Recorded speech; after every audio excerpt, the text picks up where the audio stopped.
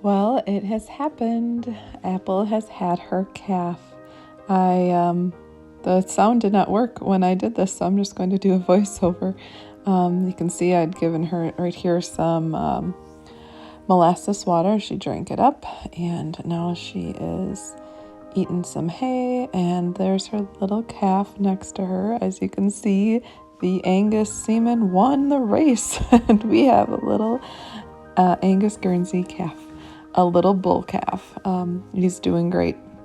This was like 4:30 in the morning recorded here, and we expect she had the calf around 2 or so in the morning. I checked at midnight, and calf was not born, and at 4:30 he was dried off, and she was up and past the placenta and everything. So they are doing fabulous, and yeah, we're really excited.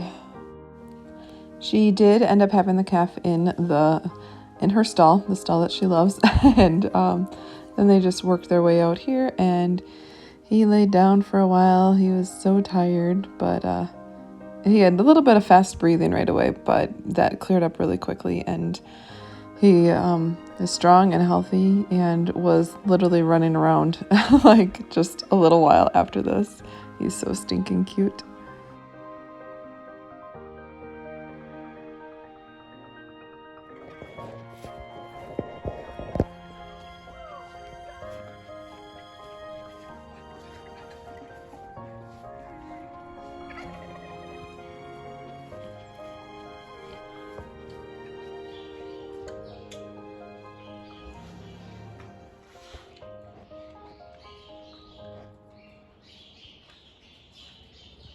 Good morning. Good morning, friends. So, as you just saw, Apple had her calf. Yay! And now I'm back to milking. So it is Monday again. I hope this is working. I wanted to record some more about her calving and stuff last week when she calved. She had him on Wednesday. So Thursday, Friday, Saturday, Sunday, Monday, 5 days. It's been a long, long week. 5 days since she calved.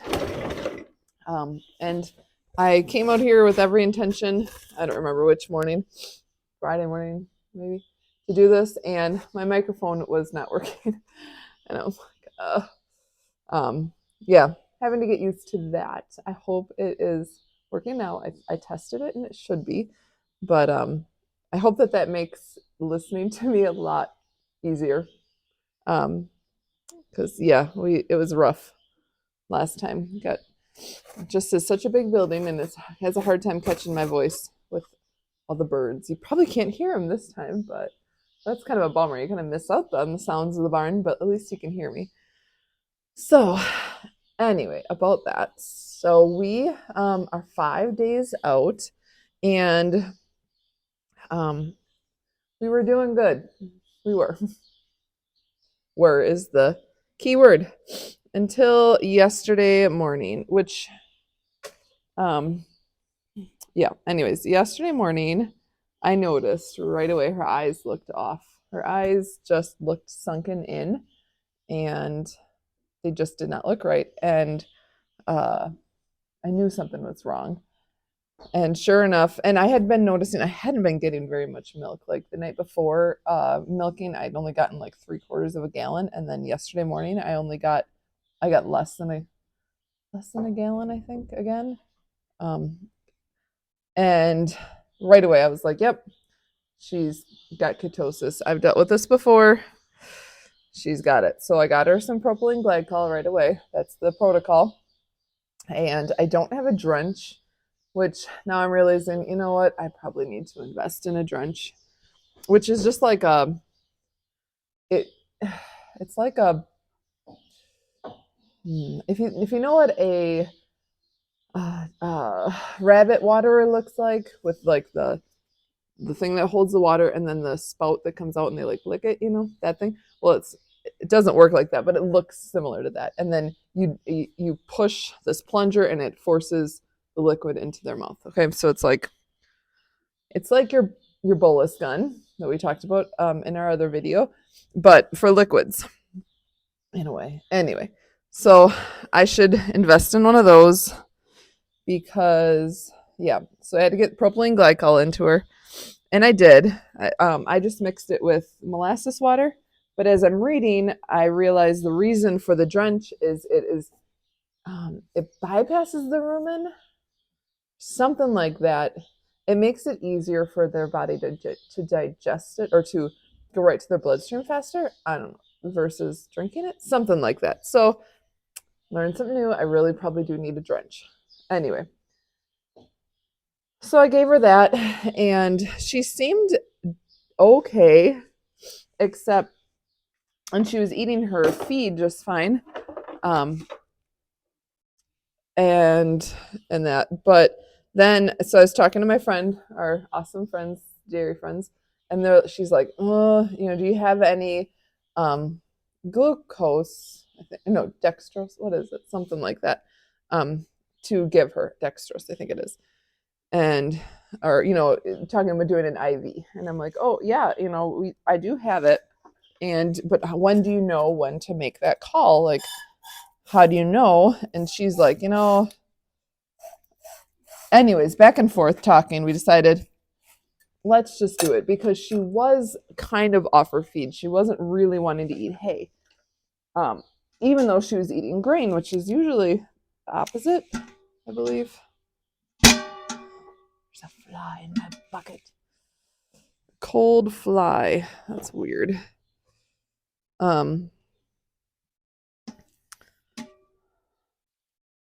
Anyway, so I think they usually go off grain first. So we decided, you know what, let's do it. So after church, they were able to come down. Let me see if I'm going to move you so you can talk a little easier. After church, they came and gave her an IV, and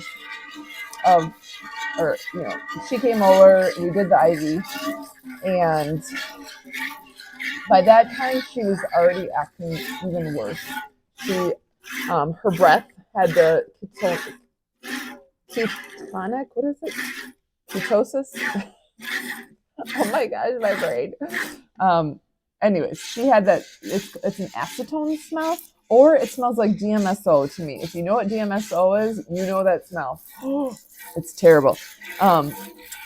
That's what it smells like. And her breath smelled just like it. We're like, oh, even my friend Abby, she was like, I don't normally smell it, but this, because not everyone can smell it. It's kind of like the cilantro thing, it tastes like soap to some people, or, whatever, but it's the same with this. Some people can't smell it. And she had it. You could smell it. Oh, thank goodness that we are doing this IV. So gave her the IV, and I kept checking on her, and she was just so listless and just so like, she was standing, but she didn't want to eat anything. So one of the big problems is our hay. We got some hay, some alfalfa hay that was supposed to be really good quality second crop hay.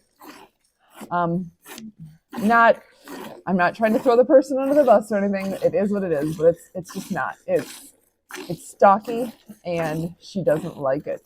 And alfalfa hay is important for them after calving. They need that. They need that alfalfa for their milk production, to help replace everything that they're losing with milk production. Anyway, so she was just not eating it well, and anyway, so I had Mike go and grab a bunch of alfalfa pellets from the store and alpha hay. And alpha hay is something I have been feeding for a long time. I've always fed it, but this time I was just hoping. I shouldn't say that. I don't always feed alpha hay. I feed alpha hay if I don't have alpha hay. Okay, alpha hay is like it's just a fermented. It's like haylage, but it's just alfalfa, and it has probiotics and apple cider vinegar and stuff in it. It's really good for them. But I had alfalfa hay, so I didn't have it on hand. Well, anyways, so I was like, Mike, you got to go get this. So he went and got me some more propylene glycol because I didn't have enough for the treatment she requires, which is 3 to 5 days, which I'm going to definitely do 5 days of this propylene glycol. And had him get the alfalfa as well. alfalfa pellets. And so, long story short, so he came home with it, and she wouldn't even eat it. Like it's like offering a kid a bowl of candy, a sweet tooth kid, and they're like, no, they're not. Something's wrong, right? She just loves that stuff, and she wouldn't even eat it. And my heart just sank. Like, oh my goodness, no, no, no, no, no, no, this can't be happening. Um, and she was grinding her teeth, which is a sign of pain that they're not feeling good. And yeah, I was just like, what do we do? It's a Sunday. Do we call the emergency vet? Do we pump her stomach? Which pumping her stomach it's forcing a lot of this like alfalfa mix into her rumen because they don't want to eat. Okay, so you just force it in, but that is dangerous. I shouldn't say it's dangerous, but it definitely is a complicated process, and it can go wrong really fast. And my friends were like, we're not killing your cow. We're not taking the chance. I mean, they wouldn't, you know what I mean? Like they just know how much apple means to us. And they're like, it's one thing to do it to our own cows if we need to, but they were like, no, we don't want to do that to apple. And so yeah, we had a 4-H. So I did everything I could. I fed her apples. She would eat apples. So that's another thing, she needs some sugar in her blood. Her blood sugar's low, and her glucose levels are low. And so she did eat some apples, and we had a 4-H meeting. So I knew that I would make a call when I got home from that meeting. And I knew that I would not milk her last night. I was only getting like I said, hardly anything at all. So like, nope, not going to make her body work harder. We're just going to let her be. So, and I had the calves with her. So I knew that was safe to do. So then I get home last night, and I literally like almost started bawling because I look out and she's in the pasture. She had been in the stall almost all day, just facing the corner, just not. And I mean, I had her bucket there was soaked alfalfa with molasses on it. I mean, I did everything I could to entice her to eat it. And I had hay in there, and she just wasn't doing anything with it. Well, I was just like, the kids are in the car. I'm like, oh my gosh, apples in the pasture. So we fly up there, and I quickly throw hay into the manger up there, right where she's standing. And mind you, she had hay in the barn, but I said, have it at every spot you can. And she walked over to it and started eating. And I was just like, oh my God. Oh my gosh, thank you, Lord. We prayed so hard. The kids were like, we were praying in the car. I'm like, oh, thank you, kids. And we were all just praying for her because the problem is if she doesn't eat, those sugars just drop even more because she is still producing, not as much because she was not feeling good, but she's still producing. So her body needs to make up for that. And the less she eats, the worse it gets, the faster it gets. So I was like, okay, we don't need to call the emergency vet. I know we don't need to call the emergency vet. She's not cured. Like, she's not better, or she's better, but she's not great. But I knew that she was doing, she was improving, at least making improvements, which is huge. So then I also looked in the barn at the bucket of alfalfa pellets, and sure enough, she had eaten a bunch of those, as much as her big head could reach. And so I dumped it into like a feed trough pan, and she finished that off. And I had hay everywhere, and she was eating. She was eating. She is drinking too. Not as much as she should be, but she's drinking. So we're offering it to her. She's got the opportunity, she's got it there for her. So the other thing was I didn't think I was going to milk in the morning again to give her a body break, but because she had so much alfalfa yesterday and so much when she finally did eat it, she had a lot. She also did finally eat the alpha hay. She was really full this morning. So I'm like, okay, I got to help you out. And I'm probably at 2 gallons already, and that's more than I've gotten, in a couple of days worth, like when she was sick. So, what was I going to say? So anyways, so I decided this morning I would help her out in milk. And so this morning I came out and her hay that's in the barn is still here. So she's not eating great still. She's still not eating normal, but she's just about jumping out of the manger to get to the grain that I have soaking. I've got a pulp or a mash of alfalfa pellets, beet pulp to help.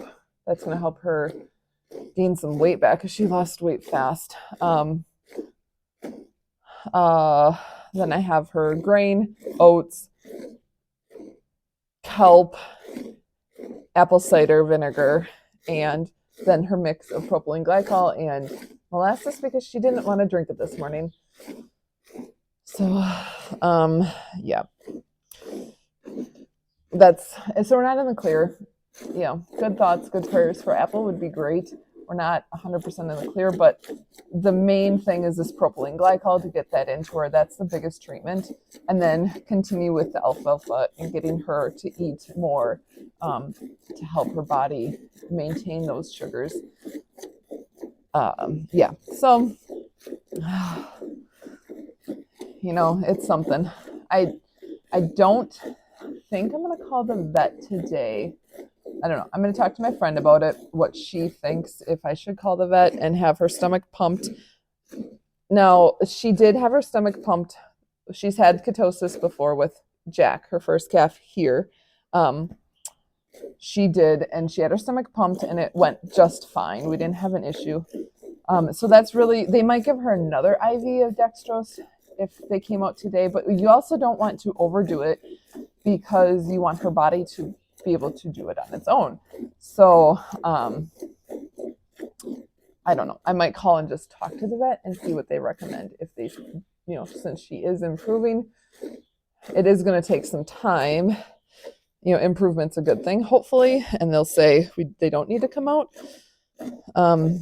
Anyway, so that might be what I do is just call the vet. I know, but up until then, up until yesterday, it was going really good, actually. The calf is doing so good. His name is Johnny, as in Johnny Appleseed, or according to my oldest, Jonna Gold Apples, because he went to camp this year, and his camp name, their cabins are all named after apples, and his was Jonna Gold. So he's like, oh yay, Jonna Gold, or Jonathan like Jonna Gold, Johnny like Jonna Gold. Anyway, so that's his name. He's super strong, super feisty little guy running around all over, and Mama's just moo, moo, just scolding him. I can hear her worried about him. Oh my goodness, this is a good amount of milk. She's doing really good right now. I'm gonna give her that mash. I think it's probably soaked enough.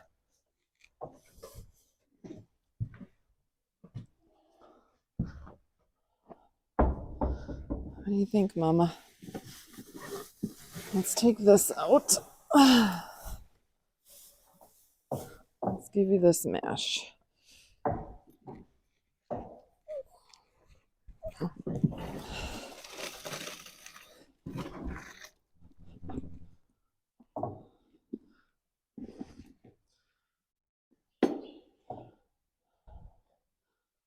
Okay, she's eating it.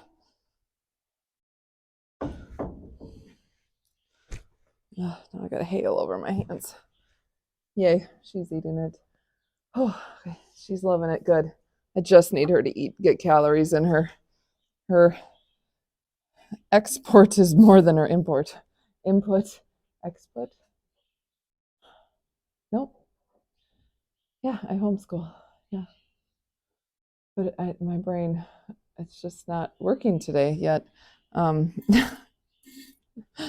Anyways, she's losing more calories than she's taking in. There, that makes sense, right? Oh my goodness, why do we have those moments where our brain just is like deer in the headlights? I don't know what you want me to do. Yeah, so that's that. We're gonna keep working on Apple. We're going to pray that she continues to improve. that we don't have any more issues here on out. What else? So yeah, I have way more to share, but we are nearing the end of our milking today. So the other thing is, so instead of just taking a little bit, the kids and I had this conversation last night about like just taking a little bit of milk to relieve her versus taking everything.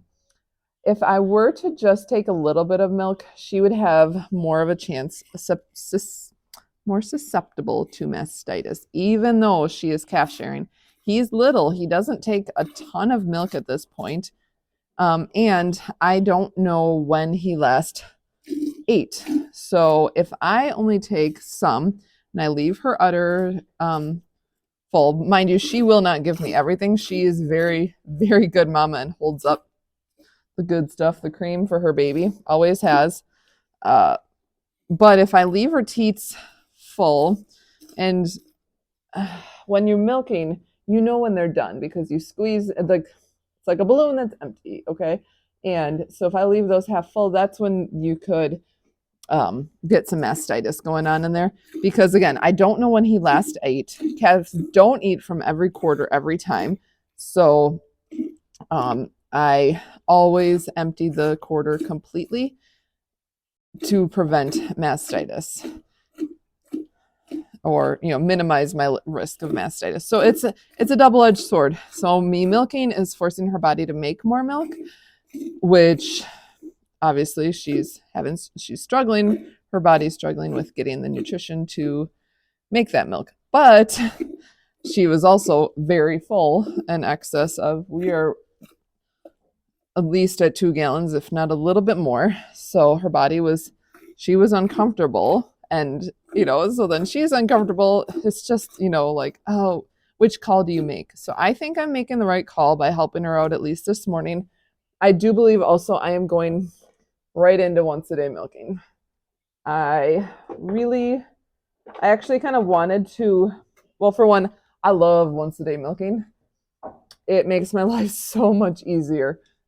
It's if the kids do have anything going on, it's usually at night because we homeschool. So mornings are so much easier for me to get this done, to get milking done. And I can come out here early in the morning. Yeah. So I love morning milking. Anyway, but where was I going with it? Oh, on Saturday this week, our CSA is wrapping up, and we are having a appreciation dinner and a customer appreciation dinner, and we're doing a pig roast, and all that. And I promised them I would show them how to milk because I was doing night milkings. So I think I'm gonna do a little research, but I think it'll be okay for me to do night milking just that Saturday. I don't think I'll get a ton, but at least then I can just show them how this process all works because so many people want to know, and it's so cool, and how to hand milk and everything. But if I find out that this is really going to throw her off, especially with the ketosis, well then, bummer. But you do what you do. I got to look out for her first, right? So anyway, that is that. That is our update on our calf. So I just made this into one video because I just knew the other one would be short. And I don't know where I left off on the other video. When I edit this, I'll watch it and then I will fill in the gaps next Monday when I do another Milk with Me. And I have other things to talk about as well with the calf. So for a few videos, I'm sure it's going to be a lot about Apple and milking and the calf and milk in general and all that stuff. But thank you all for your support and your sweet words. If you are on Instagram, my Instagram or my Facebook, you've seen these updates and you know his name and you've seen all the sweet pictures and all that stuff. Yeah, if you're not following me there, you probably should because that's where I give the most updates at this point. And if you don't want to wait a week to find out. All right, so thank you all for your support and for watching this. And yeah, send lots of love and prayers for Apple so that we can get over this hump of ketosis. Look at her. She is just a chowing down over there. Yay. So happy. So, all right. I will talk to you later. You all have a wonderful, blessed week. See you soon.